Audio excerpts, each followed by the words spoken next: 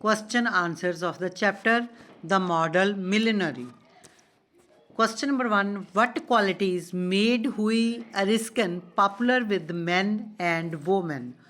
Hui ਦੇ ਕਿਹੜੇ ਗੁਣਾਂ ਨੇ Hui ਨੂੰ ਆਦਮੀਆਂ ਤੇ ਔਰਤਾਂ ਦੇ ਵਿੱਚ ਪਪੂਲਰ ਬਣਾਇਆ, ਹਰਮਨ ਪਿਆਰਾ ਬਣਾਇਆ? ਤਾਂ ਆਪਣਾ ਆਨਸਰ ਹੈ Hui Ariskan was wonderfully good looking. Hui Ariskan ਜਿਹੜਾ ਸੀਗਾ ਉਹ ਦੇਖਣ ਦੇ ਵਿੱਚ ਬਹੁਤ ਜ਼ਿਆਦਾ ਸੋਹਣਾ ਸੀ. He had curly brown hair and grey eyes. ਉਸ ਦੇ ਘੁੰਘਰਾਲੇ ਬਰਾਊਨ ਵਾਲ ਸੀ ਤੇ ਅੱਖਾਂ ਉਸ ਦੀਆਂ ਗ੍ਰੇ ਕਲਰ ਦੀਆਂ ਸੀ. These qualities made Hui popular with men and women. ਉਹਦੇ ਇਹਨਾਂ ਗੁਣਾਂ ਨੇ Hui ਨੂੰ ਮੈਨ ਤੇ ਵੋਮੈਨ ਦੇ ਵਿੱਚ ਬਹੁਤ ਹੀ ਹਰਮਨ ਪਿਆਰਾ ਬਣਾ ਦਿੱਤਾ. Question number 2. Hui was unable to settle down in a profession. Hui ਕਿਸੇ ਵੀ ਵਪਾਰ ਵਿੱਚ ਟਿਕ ਨਹੀਂ ਰਿਹਾ ਸੀ. Because he was unwilling to work. ਕਿਉਂਕਿ ਉਹ ਕੰਮ ਨਹੀਂ ਕਰਨਾ ਚਾਹੁੰਦਾ ਸੀ. Yes or no ਆਪਾਂ ਦੱਸਣਾ ਉੱਤਰ ਹਾਂ ਹੈ ਜਾਂ ਨਾ ਹੈ. If no, what was the reason? ਜੇ ਆਪਣਾ ਉੱਤਰ ਹੈ no ਤਾਂ ਕਾਰਨ ਕੀ ਸੀ? ਤਾਂ ਆਪਣਾ ਆਨਸਰ ਕੀ ਹੈ? No, he was not unwilling to work. ਨਹੀਂ, ਉਹ ਇਸ ਤਰ੍ਹਾਂ ਨਹੀਂ ਸੀ ਕਿ ਕੋਈ ਕੰਮ ਨਹੀਂ ਕਰਨਾ ਚਾਹੁੰਦਾ ਸੀ. He tried his hand at a number of trades. ਉਹਨੇ ਕਈ ਕੰਮਾਂ ਦੇ ਵਿੱਚ ਆਪਣਾ ਹੱਥ ਅਜਮਾਇਆ but got no success. ਪਰ ਉਹਨੂੰ ਕੋਈ ਵੀ ਸਫਲਤਾ ਨਾ ਮਿਲੀ. Question number 3. What condition did the colonel lay down for letting Hui be engaged to Laura? Colonel ਨੇ ਲੌਰਾ ਨਾਲ ਵਿਆਹ ਕਰਨ ਦੇ ਲਈ ਜਾਂ ਇੰਗੇਜਮੈਂਟ ਕਰਨ ਲਈ ਆਪਣੀ ਮਨਜ਼ੂਰੀ ਦੇਣ ਦੇ ਲਈ ਕਿਹੜੀ ਸ਼ਰਤ ਲਗਾਈ ਸੀ? ਤਾਂ ਆਨਸਰ ਹੈ Hui loved Laura, daughter of a retired colonel. Hui Laura ਨੂੰ ਪਿਆਰ ਕਰਦਾ ਸੀ ਜਿਹੜੀ ਕਿ ਇੱਕ ਰਿਟਾਇਰਡ ਕਰਨਲ ਦੀ ਲੜਕੀ ਸੀ. ਬਟ ਦ ਕੋਲੋਨਲ ਲੇਡ ਦਾ ਕੰਡੀਸ਼ਨ, ਪਰ ਕਰਨਲ ਨੇ ਇਹ ਸ਼ਰਤ ਲਗਾ ਦਿੱਤੀ that Hui must have 10,000 pounds of his own to marry Laura.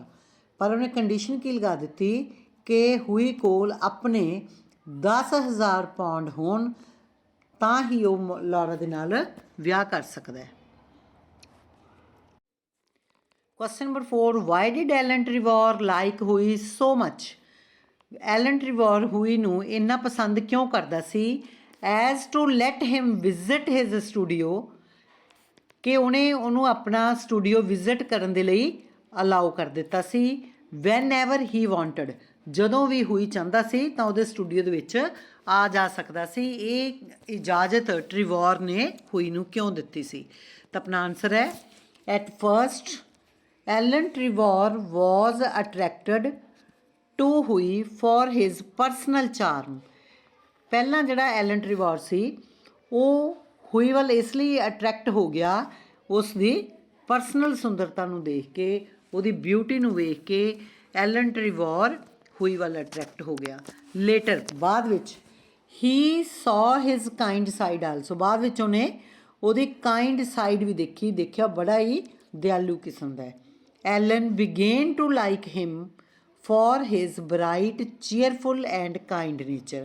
ਤਾਂ ਐਲਨ ਉਹਨੂੰ ਲਾਈਕ ਕਰਨ ਲੱਗ ਗਿਆ ਉਹਦੀ ਬਰਾਈਟ ਤੇ ਖੁਸ਼ ਮਿਜਾਜ ਵਾਲੀ ਤੇ ਕਾਈਂਡ ਨੇਚਰ ਨੂੰ ਵੇਖ ਕੇ ਉਹਨੂੰ ਲਾਈਕ ਕਰਨ ਲੱਗ ਗਿਆ. So he allowed him permanent entry to his studio. ਇਸ ਲਈ ਉਹਨੇ Hui ਨੂੰ ਆਪਣੇ ਸਟੂਡੀਓ ਦੇ ਵਿੱਚ ਪਰਮਾਨੈਂਟ ਐਂਟਰੀ ਅਲਾਉ ਕਰ ਦਿੱਤੀ, ਪਰਮਾਨੈਂਟਲੀ ਉਹਨੂੰ ਆਉਣ ਜਾਣ ਦੀ ਇਜਾਜ਼ਤ ਦੇ ਦਿੱਤੀ. Question number 5. Why did Hui think that Trevor's model was amazing one? Hui ਨੂੰ ਇਸ ਤਰ੍ਹਾਂ ਕਿਉਂ ਲੱਗਿਆ ਕਿ ਟ੍ਰੀਵੋਰ ਦਾ ਜਿਹੜਾ ਮਾਡਲ ਹੈ ਉਹ ਬਿਲਕੁਲ ਹੈਰਾਨ ਕਰਨ ਵਾਲਾ ਹੈ? ਤਾਂ ਆਪਣਾ ਆਨਸਰ ਕੀ ਹੈ? ਟ੍ਰੀਵੋਰਸ ਮਾਡਲ ਵਾਜ਼ ਏ ਬੈਗਰ ਮੈਨ. ਟ੍ਰੀਵੋਰ ਦਾ ਜਿਹੜਾ ਮਾਡਲ ਸੀ ਉਹ ਇੱਕ ਭਿਖਾਰੀ ਸੀ. He appeared very real. ਉਹ ਬਿਲਕੁਲ ਅਸਲੀ ਲੱਗਦਾ ਸੀ. He looked a picture of misery. ਉਹ ਦੁੱਖਾਂ ਦੀ ਤਸਵੀਰ ਲੱਗਦਾ ਸੀ। ਸੋ ਹੁਈ called him an amazing model, ਇਸੇ ਲਈ ਹੁਈ ਉਸ ਨੂੰ ਇੱਕ ਅਮੇਜ਼ਿੰਗ ਮਾਡਲ ਕਹਿੰਦਾ ਹੈ। Question number 6, did Trevor think highly of his model? ਕੀ ਟ੍ਰੀਵੋਰ ਆਪਣੇ ਮਾਡਲ ਬਾਰੇ ਬਹੁਤ ਉੱਚਾ ਸੋਚਦਾ ਸੀ? ਹਾਊ ਡੂ ਯੂ ਨੋ, ਤੁਹਾਨੂੰ ਕਿਵੇਂ ਪਤਾ ਲੱਗਦਾ ਹੈ? ਤਾਂ ਆਪਣਾ ਆਨਸਰ ਕੀ ਹੈ? Yes, Trevor thought highly of his model. ਹਾਂ ਵੀ ਜਿਹੜਾ ਟ੍ਰੀਵੋਰ ਸੀ ਉਹ ਆਪਣੇ ਮਾਡਲ ਬਾਰੇ ਉੱਚਾ ਸੋਚਦਾ ਸੀ। ਹੀ said that such a beggar could not be met every day. ਉਹ ਕਹਿੰਦਾ ਸੀ ਕਿ ਇਹੋ ਜਿਹੇ ਜਿਹੜੇ ਬੈਗਰ ਹੈ ਉਹ ਹਰ ਰੋਜ਼ ਨਹੀਂ ਮਿਲਦੇ। He felt that the model was a great discovery. ਉਹਨੂੰ ਇਸ ਤਰ੍ਹਾਂ ਲੱਗਿਆ ਸੀ ਕਿ ਜਿਹੜਾ ਇਹ ਮਾਡਲ ਹੈ ਇਹ ਬਹੁਤ ਵੱਡੀ ਖੋਜ ਹੈ। Number 7, he got a charming scolding for his extravagance. Extravagance ਹੁੰਦਾ ਫਜ਼ੂਲ ਖਰਚੀ, ਸਕੋਲਡ ਹੁੰਦਾ ਝਿੜਕ। ਹੁਈ ਨੂੰ ਫਜ਼ੂਲ ਖਰਚੀ ਦੇ ਲਈ ਇੱਕ ਪਿਆਰ ਭਰੀ ਝਿੜਕ ਪਈ। ਹੂ ਸਕੋਲਡਡ ਹੁਈ, ਵਾਈ ਵਾਜ਼ ਹੁਈ ਸਕੋਲਡਡ? ਉਹਨੂੰ ਕਿਹਨੇ ਝਿੜਕਿਆ?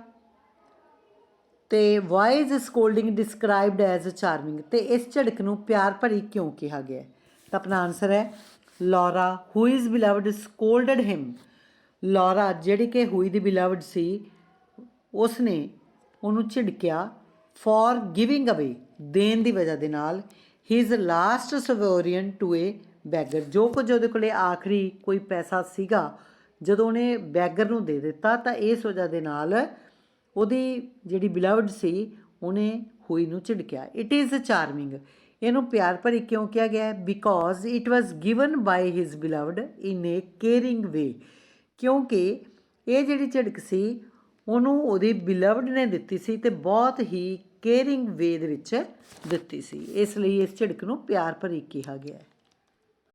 Question number 9, did his model behave differently from what Trevor had thought of ਹਿਮ?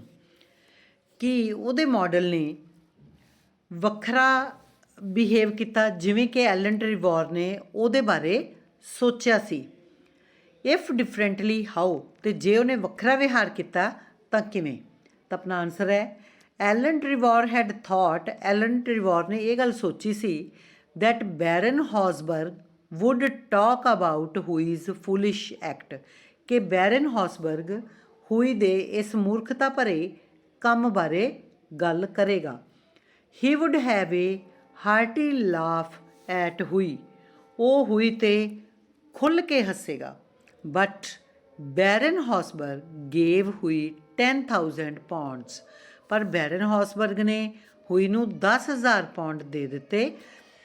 ਦਸ he behaved differently from what Trevor had thought, ਇਸ ਤਰ੍ਹਾਂ ਜਿਵੇਂ ਟ੍ਰੀਵੋਰ ਨੇ ਸੋਚਿਆ ਸੀ ਉਹਦੇ ਨਾਲੋਂ ਵੱਖਰਾ ਵਿਹਾਰ ਕੀਤਾ ਬੈਰਨ ਹੌਸਬਰਗ ਨੇ।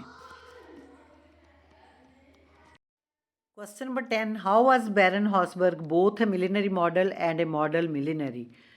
ਬੈਰਨ ਹੌਸਬਰਗ ਕਿਸ ਤਰ੍ਹਾਂ ਕਰੋੜਪਤੀ ਮਾਡਲ ਅਤੇ ਆਦਰਸ਼ ਕਰੋੜਪਤੀ ਦੋਵੇਂ ਹੀ ਸੀ? ਤਾਂ ਆਪਣਾ ਆਨਸਰ ਹੈ ਬੈਰਨ ਹੌਸਬਰਗ ਵਾਜ਼ ਏ ਮਿਲੀਨਰੀ। ਬੈਰਨ ਹੌਸਬਰਗ ਇੱਕ ਕਰੋੜਪਤੀ ਸੀ, but he acted as a model of a beggar, ਪਰ ਉਹਨੇ ਇੱਕ ਬੈਗਰ ਦੇ ਮਾਡਲ ਦੇ ਤੌਰ 'ਤੇ ਕੰਮ ਕੀਤਾ। ਹੀ ਵਾਜ਼ ਅ ਕਾਈਂਡ ਹਾਰਟਡ ਮਿਲੀਨਰੀ, ਉਹ ਇੱਕ ਬਹੁਤ ਹੀ ਦਿਆਲੂ ਦਿਲ ਵਾਲਾ ਕਰੋੜਪਤੀ ਸੀ। ਹੀ ਟੁੱਕ ਪਿਟੀ ਔਨ ਹੁਈ, ਉਹਨੇ ਹੁਈ 'ਤੇ ਤਰਸ ਖਾਧਾ। ਹੀ ਗੇਵ ਹਿਮ 10,000 ਪਾਊਂਡਸ, ਉਹਨੇ ਉਹਨੂੰ 10,000 ਪਾਊਂਡਸ ਦਿੱਤੇ। ਇਨ ਦਿਸ ਵੇ, ਇਸ ਤਰੀਕੇ ਦੇ ਨਾਲ ਬੈਰਨ Hausberg both A ਮਿਲੀਨਰੀ model and A model ਮਿਲੀਨੇਰ, ਇਸ ਤਰ੍ਹਾਂ ਬੈਰਨ ਹੌਸਬਰਗ ਇੱਕ ਕਰੋੜਪਤੀ ਮਾਡਲ ਅਤੇ ਇੱਕ ਆਦਰਸ਼ ਕਰੋੜਪਤੀ ਦੋਵੇਂ ਹੀ ਸੀ। ਹਾਂਜੀ ਡੀਅਰ ਸਟੂਡੈਂਟਸ, ਇਹ ਸੀ ਤੁਹਾਡੇ ਕੁਐਸਚਨ ਆਨਸਰਸ ਫॉर 2 ਮਾਰਕਸ। ਬੇਟਾ ਇਸ ਚੈਪਟਰ ਦੇ ਕੁਐਸਚਨ ਨੰਬਰ 1, 2, 3, 4 ਅਤੇ 10 these are most important questions from examination point of view, ਅਤੇ ਇਹਨਾਂ ਨੂੰ ਬੇਟਾ ਅੱਛੀ ਤਰ੍ਹਾਂ ਤੁਸੀਂ ਯਾਦ ਕਰ ਲੈਣਾ ਹੈ। Thank you, have a nice day.